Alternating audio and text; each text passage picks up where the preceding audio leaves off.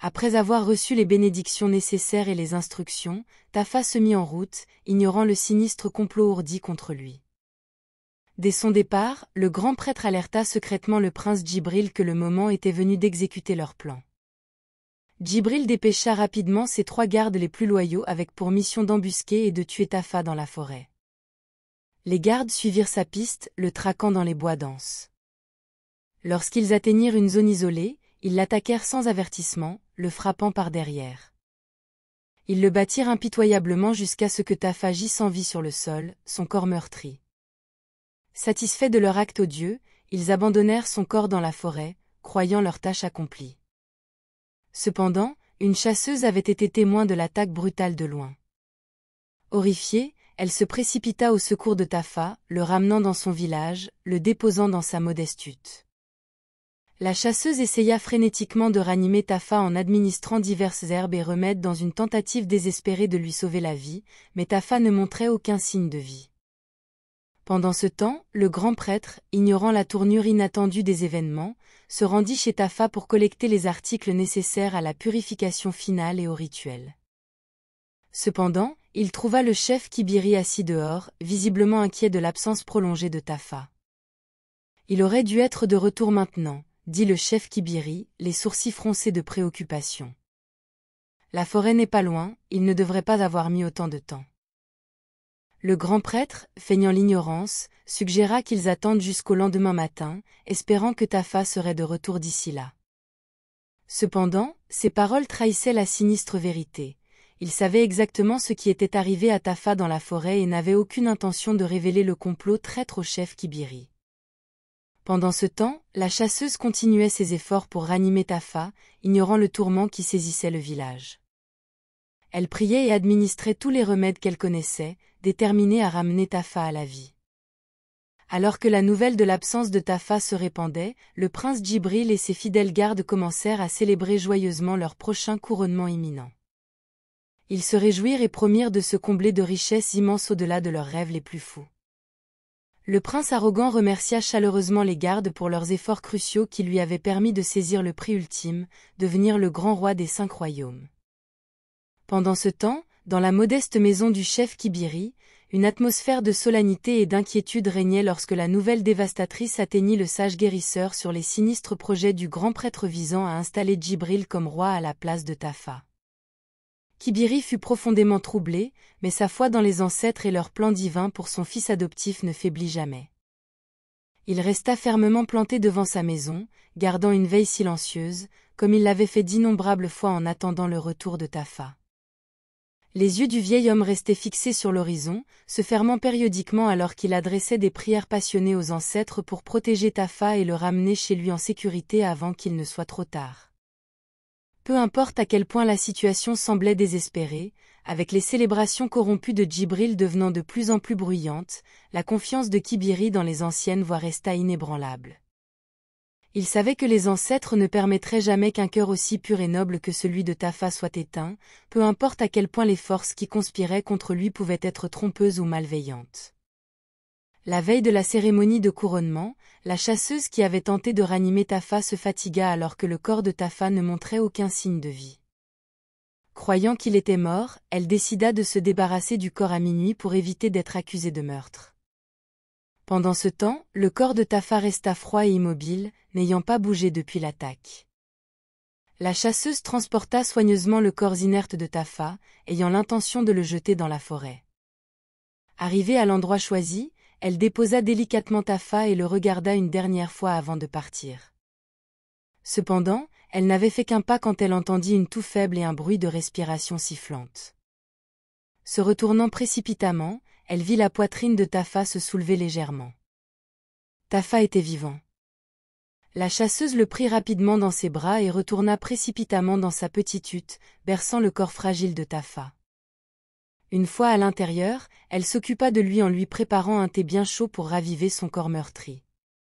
Alors que Tafa sirotait lentement la boisson revigorante, sa force et sa conscience revenaient peu à peu à son corps fatigué. Enfin, ses yeux s'entr'ouvrirent, et il demanda d'une voix rauque ce qui s'était passé et depuis combien de jours il était là. La chasseuse lui raconta alors les événements éprouvants, expliquant comment des hommes déguisés en gardes royaux l'avaient violemment attaqué et battu, le laissant pour mort. Pendant l'assaut, Tafa avait reconnu l'un des gardes qui était présent aux côtés de Djibril le jour où il avait épousé la princesse Nafi, des années plus tôt.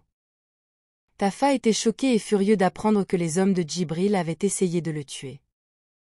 Alors que les souvenirs affluaient, il se rappela que le lendemain devait être sa cérémonie officielle de couronnement pour devenir le grand roi des 5 royaumes. S'il ne se montrait pas, le grand prêtre corrompu couronnerait sûrement Djibril à sa place. Réalisant l'urgence de la situation, Tafa implora la chasseuse de l'aider et de l'accompagner immédiatement à son village cette même nuit. Bien que la chasseuse protesta que Tafa avait besoin de plus de temps pour retrouver toute sa force, le prince déterminé insista qu'il devait retrouver son père, le chef Kibiri, immédiatement, et lui révélera la tentative d'assassinat. Le chef Kibiri devait être profondément inquiet de la mystérieuse disparition de son fils. Voyant la détermination dans les yeux de Tafa, la chasseuse accepta enfin de faire le voyage avec lui. Sous couvert de la nuit, ils préparèrent rapidement des provisions et se mirent en route, avançant aussi rapidement que l'état meurtri de Tafa le permettait, conscient que rejoindre le chef Kibiri avant l'aube pourrait être crucial pour contrecarrer le sinistre complot de Djibril. Ils traversèrent la dense forêt à la lueur de la lune, utilisant les anciens sentiers de chasse et leur sagesse pour se frayer un chemin à travers la forêt, rapidement mais en toute sécurité. Tafa resta sur ses gardes, ses nerfs à vif, chaque bruissement de feuilles ou craquement de branches faisant craindre qu'il y ait d'autres assassins de Djibril qui les attendaient. Cependant, le voyage se déroula sans incident supplémentaire, alors que les premiers rayons de l'aube commençaient à poindre à l'horizon, Tafa et la chasseuse arrivèrent enfin aux abords du village. Tafa sentit son cœur se serrer en reconnaissant les lieux familiers et les sons de la modeste communauté qui avait été son monde entier pendant tant d'années avant que son véritable destin ne soit révélé. Une détermination renouvelée emplit ses veines, alimentée par une colère juste face aux graves injustices commises contre lui simplement pour avoir eu l'audace de naître comme l'héritier légitime. Peu importe les épreuves à venir, Tafa savait qu'il ne pouvait permettre que le choix sacré des ancêtres soit usurpé par des hommes corrompus comme Djibril et le grand prêtre. Alors qu'ils approchaient des modestes habitations du chef Kibiri, Tafa pouvait voir la silhouette du guérisseur âgé assis exactement là où il l'avait laissé plusieurs jours auparavant, maintenant une vigilance inébranlable en attendant le retour de son fils adoptif. Malgré les blessures, l'épuisement et les tourments qui le pesaient, Tafa parvint à esquisser un sourire fatigué, rassuré de constater que son père continuait de placer une foi inébranlable en lui et en le grand dessein des ancêtres. Alors qu'ils approchaient de la maison de Tafa, le chef Kibiri était assis dehors, plein d'espoir et croyant que Tafa allait lui revenir. Il posa ses yeux sur les silhouettes approchant de loin, et Tafa appela « Père ». Dès qu'il entendit la voix de son fils, le chef Kibiri se leva rapidement et se précipita pour étreindre son fils bien-aimé, remerciant les ancêtres d'avoir préservé Tafa à travers son épreuve en toute sécurité. Cependant, Kibiri remarqua rapidement les blessures et les bandages recouvrant le corps de Tafa. Profondément préoccupé, il demanda immédiatement ce qui s'était passé et qui était la femme qui accompagnait Tafa, et pourquoi l'avait-il ramenée. Kibiri sortit rapidement une chaise, et ils s'assirent ensemble cette nuit-là pour lui raconter les événements éprouvants. La chasseuse raconta comment des personnes habillées en gardes royaux avaient violemment attaqué et essayé de tuer Tafa. Étant dépassée en nombre 3 contre 1, elle ne pouvait pas intervenir directement, alors elle s'était cachée et avait observé, attendant une opportunité pour aider Tafa. Ensuite, Tafa ajouta que pendant l'assaut, il avait reconnu l'un des gardes du mariage du prince Djibril avec la princesse Nafi, des années plus tôt. En entendant cela, le chef Kibiri se mit en colère, affirmant qu'il avait remarqué quelque chose d'étrange le jour du test de la couronne ancestrale. Il avait remarqué des signes suspects et des communications entre le prince Djibril et le grand prêtre, mais n'y avait pas prêté beaucoup d'attention car il croyait fermement que Tafa soulèverait avec succès la couronne et deviendrait roi en toute sécurité, guidé par les ancêtres. Le sage guérisseur remercia une fois de plus les ancêtres d'avoir ramené son fils vers lui. C'est alors que la chasseuse réalisa avec choc et surprise que l'homme qu'elle avait essayé de ranimer était le roi prophétisé. Le chef Kibiri déclara « Mon fils, le grand prêtre est devenu impatient d'attendre votre retour, et lorsque vous n'êtes pas arrivé, ils ont conclu que les ancêtres vous trouvaient indigne de diriger notre peuple. Ils ont décidé d'installer le prince Djibril comme héritier du trône à votre place. La nouvelle s'est répandue dans les 5 royaumes, j'ai peur qu'ils aient tenté d'empêcher votre retour en essayant de vous tuer pour que Djibril puisse devenir roi. Ils ont trahi le choix des ancêtres et votre droit légitime. Vous devez les confronter avant que le couronnement illégitime n'ait lieu et exposer leur complot. Le peuple doit connaître la vérité sur ce qu'ils ont fait pour bafouer le plan divin. Le chef Kibiri élabora rapidement un plan pour envahir les lieux du couronnement le lendemain et exposer le prince Djibril, le grand prêtre et tous ceux impliqués dans la tentative d'assassinat de Tafa.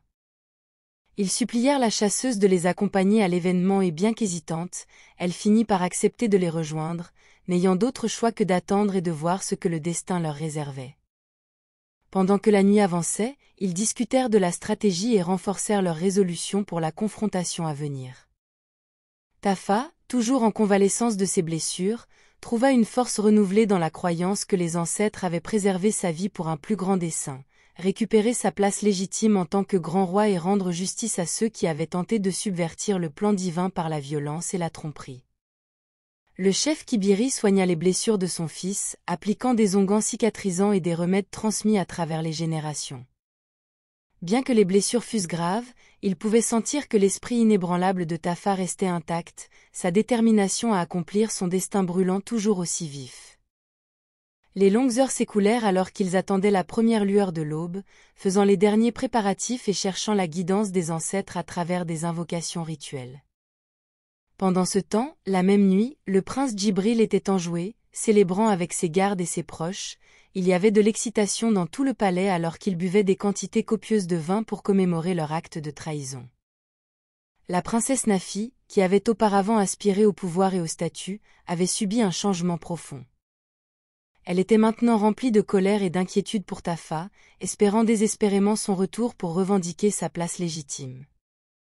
Dégoûtée par les célébrations, Nafi se retira en colère dans ses appartements.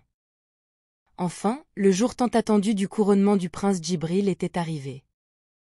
Des hommes de tous les coins des 5 royaumes s'étaient rassemblés sur les lieux du couronnement, formant une foule immense. Rois, nobles et reines étaient également présents, impatients d'assister à l'événement historique. Le grand prêtre prit la parole, un sourire chaleureux se dessinant sur son visage, alors qu'ils savouraient leur succès apparent à réaliser leurs rêves par la tromperie. Le prince Djibril fit son entrée triomphale, accueilli par les acclamations de la foule, charmés par sa présence.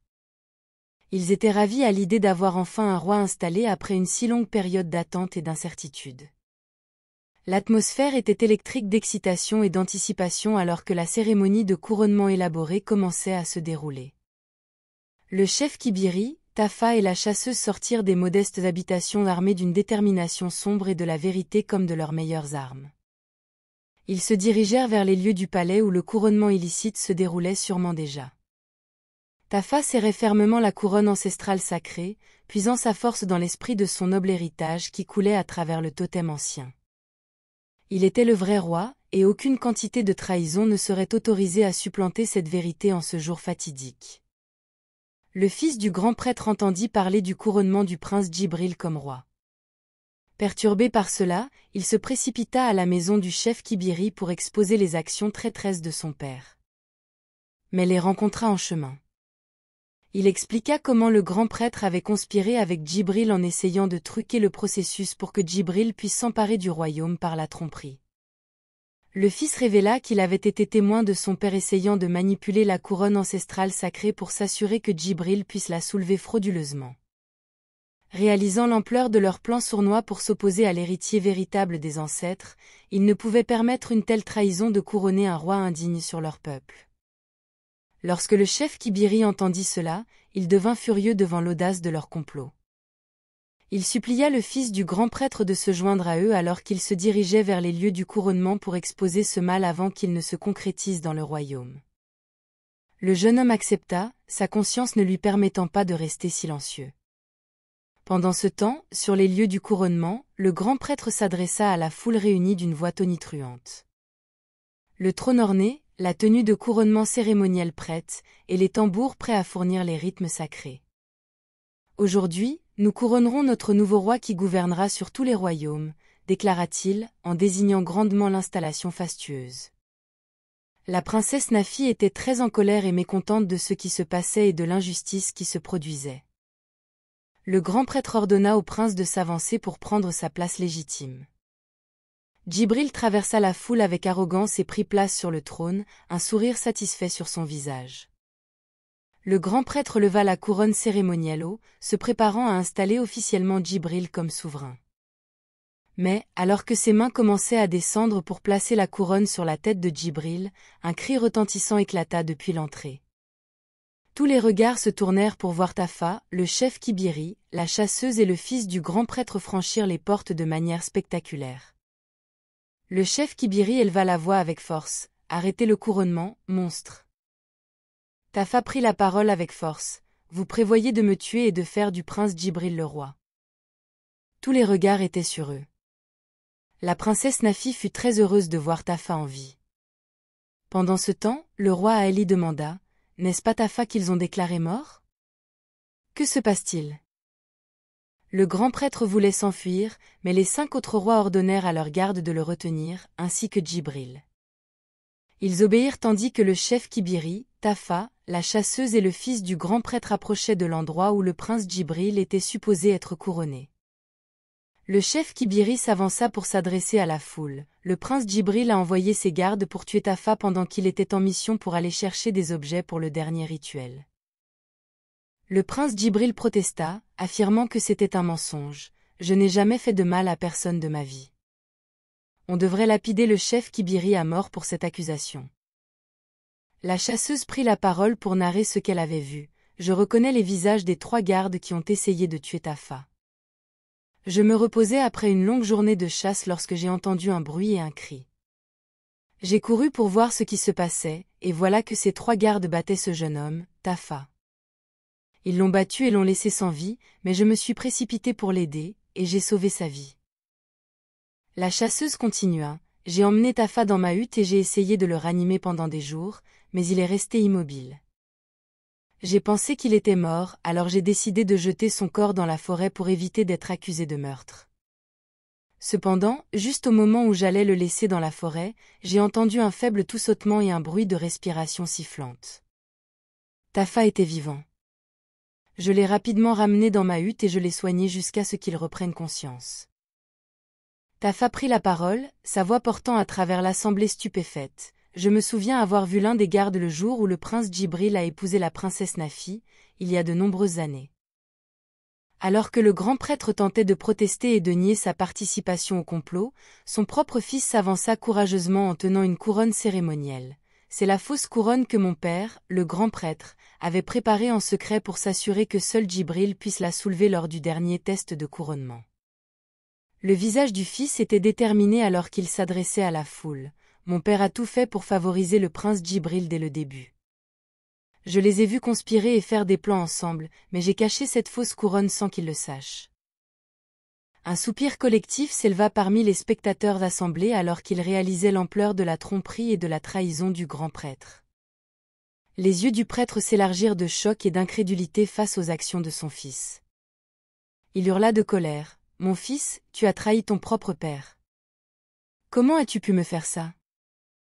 Mais le fils resta ferme, regardant son père droit dans les yeux. « Tu m'as appris à toujours lutter contre l'injustice et à défendre la vérité, quel qu'en soit le prix. C'est précisément ce que je fais maintenant. Peu m'importe le reste, la vérité doit prévaloir. Je ne comprends pas comment tu as pu accepter cette offre maléfique et désespérée du prince corrompu, au détriment de l'intégrité. » Les épaules du grand prêtre s'affaissèrent sous le poids de la juste condamnation de son fils. Là, devant les yeux écarquillés de chaque témoin, l'homme saint et respecté s'agenouilla et commença à implorer le pardon d'une voix tremblante. Il raconta toute l'histoire sordide de la façon dont le prince Djibril l'avait attiré et séduit dans ce sombre complot. La tentation et la cupidité avaient fait vaciller la moralité du grand prêtre alors qu'il continuait à confesser tous les détails de leur plan maléfique. Les gens écoutaient, dégoûtés et en colère. Lorsqu'il eut fini de confesser, le grand prêtre resta silencieux, attendant sa punition, la tête baissée. Les 5 rois principaux se regardèrent sérieusement, comprenant la gravité de la situation. Ils firent un signe de tête à leurs gardes, qui attrapèrent rapidement le grand prêtre, les 3 gardes et le prince Djibril, les attachant étroitement avec des cordes et des chaînes. Même si Djibril criait et protestait, le roi Ali, en tant que second roi en commandement des 5 royaumes, s'avança, rappelant au peuple leurs lois et traditions sévères mais inflexibles. Sa voix grave résonna à travers les masses rassemblées. « Écoutez-moi, mon peuple.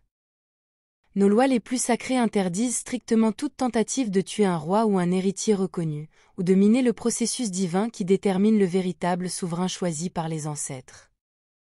La punition pour de telles transgressions est cruelle et sévère. » Il fixa les yeux du grand prêtre et du prince Djibril. « Ceux qui seront reconnus coupables de ces crimes les plus graves contre notre peuple seront lapidés à mort rituellement, leurs corps seront ensuite jetés et abandonnés pour pourrir dans la forêt maléfique, leurs âmes seront à jamais privées de paix dans le royaume ancestral. » La foule acquiesça en signe d'approbation envers cette décision équitable.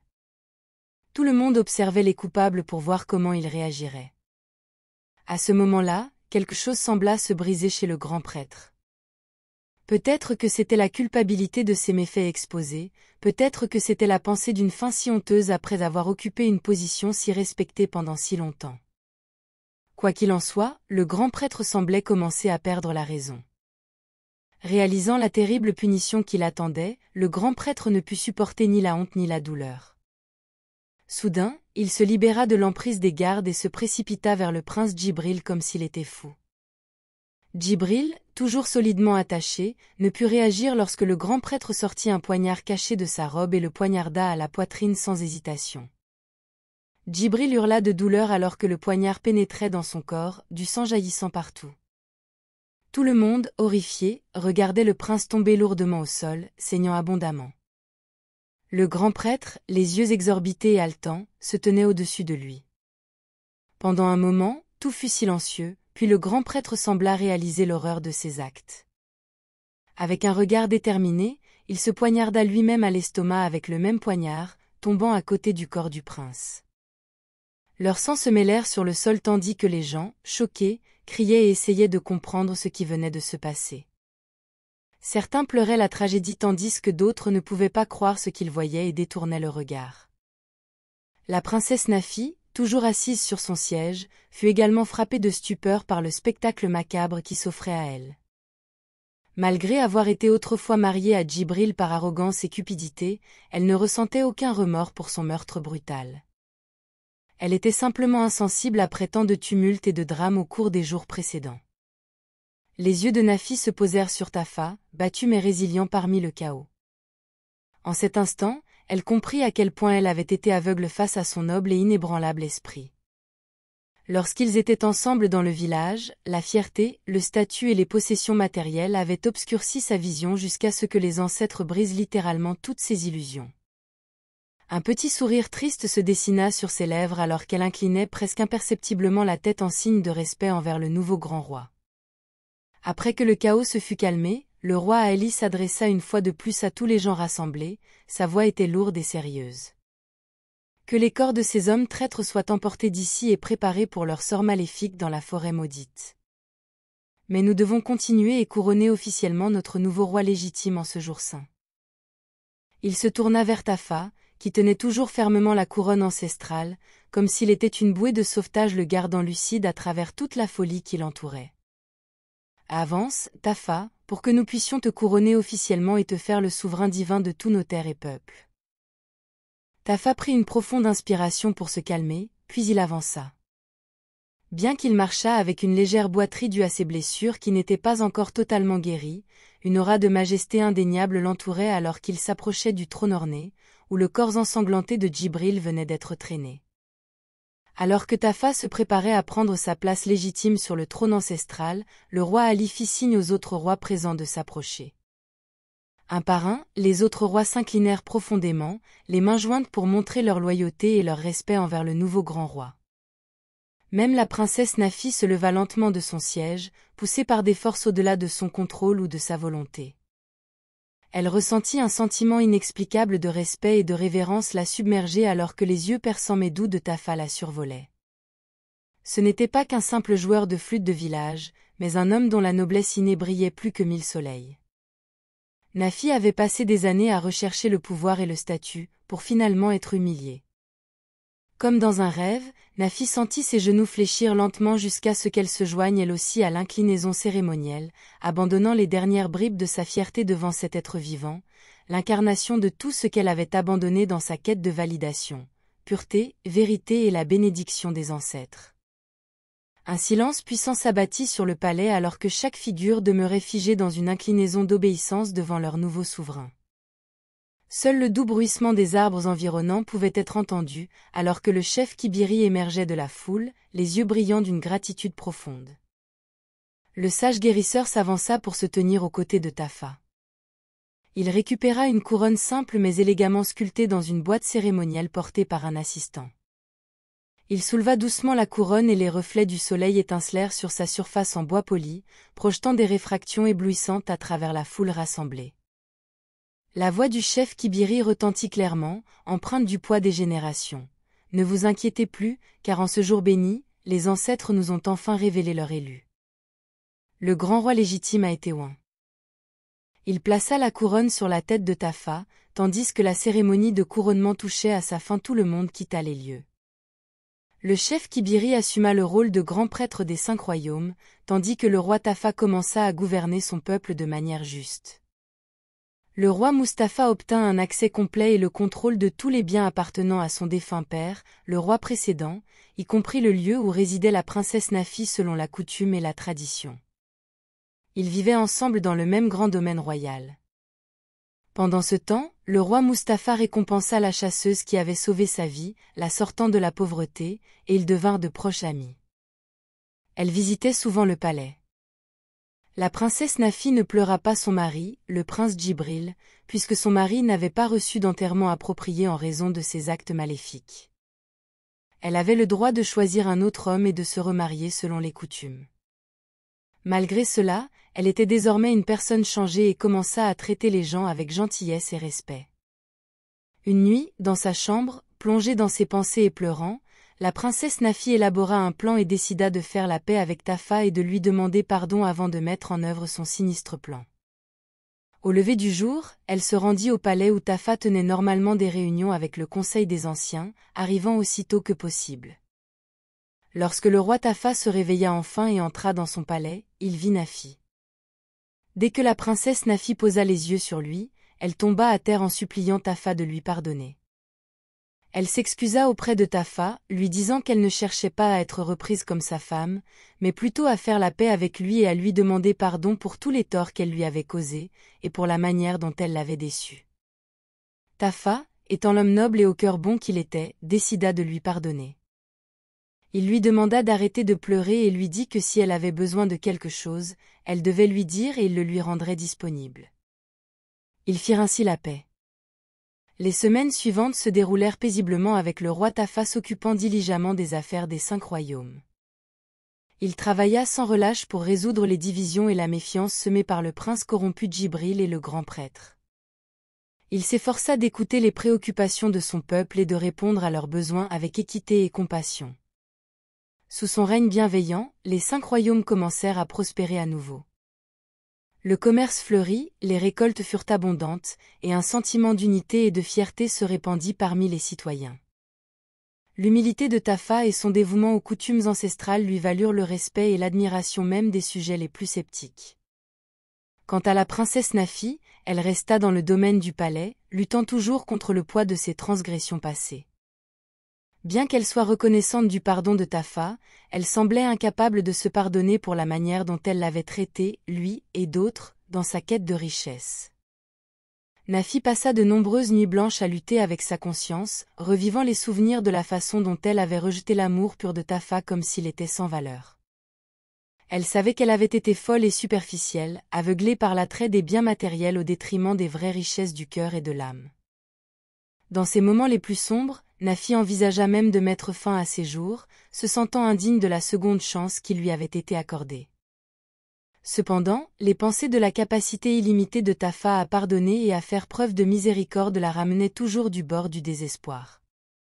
Un mois plus tard, Tafa et la princesse Nafi étaient de nouveau proches, cependant, Nafi nourrissait un plan sombre qu'elle voulait accomplir à tout prix. Une nuit, Après la réunion quotidienne du roi Tafa et ses conseillers, le roi se retira dans ses appartements, plongé dans ses pensées. Au cours de la réunion, l'un des sujets abordés était la nécessité pour lui de prendre une épouse, car un roi ne pouvait être complet sans une reine à ses côtés. Après la réunion, alors que Tafa était assis dans ses appartements, il se remémorait son amour passé pour la princesse Nafi. Les souvenirs de leur temps ensemble affluèrent dans son esprit, et il commença à se demander si c'était la volonté des ancêtres que leur chemin se croise à nouveau. Il décida de reprendre Nafi comme épouse. Tafa élabora un plan pour envoyer chercher le chef Kibiri le matin suivant afin qu'ils puissent discuter et délibérer sur la question. Ignorant le plan sombre que la princesse Nafi préparait, le lendemain matin, comme prévu, Tafa convoqua le chef Kibiri qui arriva promptement. Le roi révéla ses intentions de reprendre la princesse Nafi comme épouse, déclarant que peut-être c'était la volonté des ancêtres que leur chemin se croise à nouveau. Au début, le chef Kibiri n'approuvait pas, car il ne pouvait pas oublier la douleur et la souffrance que Nafi avait causée à Tafa par le passé. Cependant, il ne pouvait se résoudre à s'opposer aux désirs de son fils adoptif, ou aux travaux potentiels des dieux et des ancêtres. « Mon roi, dit le chef Kibiri, sa voix empreinte de préoccupation, si cela dépendait de moi, je ne vous aurais pas permis de l'épouser, ou de la reprendre dans votre vie, sachant l'angoisse qu'elle vous a causée. Mais qui suis-je pour arrêter les voix des dieux et de nos ancêtres vénérés ?» Tafa écouta attentivement les paroles du chef Kibiri, comprenant les réserves de son sage père. Cependant, son cœur était déterminé à donner à Nafi une autre chance, croyant que leur amour était destiné à être ravivé. « Je comprends votre hésitation, père, répondit Tafa en utilisant le terme affectueux qu'il avait toujours appelé le chef Kibiri, mais je ne peux pas me défaire du sentiment que les ancêtres nous ont réunis à nouveau pour une raison. Nafi a changé, et je crois qu'elle regrette vraiment ses actions passées. » Le chef Kibiri soupira profondément, sachant que, lorsque Tafa avait pris une décision, il serait difficile de le faire changer d'avis. Il ne pouvait qu'espérer que la sagesse des ancêtres guiderait son fils adoptif sur le bon chemin. Très bien, mon roi, concéda Kibiri, si tel est votre souhait, je vous soutiendrai. Promettez-moi simplement d'être prudent, et de protéger votre cœur, car il a déjà enduré assez de douleur. Tafa hocha solennellement la tête, appréciant la préoccupation du chef Kibiri pour son bien-être. Il promit d'aborder la situation avec sagesse et discernement, déterminé à ne pas répéter les erreurs du passé. Alors que Tafa et le chef Kibiri discutaient de l'idée de reprendre la princesse Nafi comme épouse, l'une des servantes de Nafi arriva en courant, et en criant frénétiquement, « Votre Majesté, venez vite. La princesse Nafi a bu du poison, et est en train de mourir. » Les yeux de Tafa et du chef Kibiri s'écarquillèrent de choc et de peur. Ils se précipitèrent hors des appartements, suivant la servante, alors qu'elle les menait vers les quartiers de Nafi. Leur cœur battait d'effroi à l'idée de l'acte terrible que Nafi avait commise. Quand ils atteignirent les quartiers de Nafi, ils la trouvèrent allongée sur le sol, sa respiration laborieuse. Un petit flacon était à côté d'elle, son contenu renversé. C'était clairement un poison mortel qu'elle avait consommé. « Nafi » cria Tafa, tombant à genoux à côté d'elle, il lui soutint la tête de ses mains, tandis que le chef Kibiri se dépêchait de trouver un antidote, ou l'aide d'un guérisseur. Mais il était trop tard, le poison avait déjà pris son emprise. Les yeux de Nafi s'ouvrirent lentement, bien que son corps s'affaiblissait, son regard était clair et déterminé. « Tafa, dit-elle d'une voix rauque, pourquoi as-tu fait cela, après que je t'ai pardonné, j'envisageais même de te reprendre comme ma femme ?» demanda Tafa, sa voix épaisse d'angoisse. La princesse mourante fit un petit signe de tête, « Non, tu ne comprends pas. Je ne peux pas me permettre d'être ta femme, ta reine. Je ne suis pas digne de tel honneur après la manière dont je t'ai traité. » Elle toussa rudement, chaque souffle devenant plus difficile, les larmes remplissant les yeux de Tafa alors qu'il écoutait ses paroles. « Que veux-tu dire ? Les ancêtres m'ont montré le chemin du pardon, et un avenir avec toi à mes côtés. Pourquoi rejetterais-tu cela ? Implora-t-il.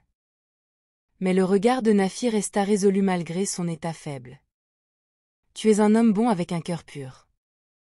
J'étais égoïste et aveuglé par l'ignorance avant. J'ai laissé l'appât de la richesse matérielle et du statut me faire rejeter le véritable amour.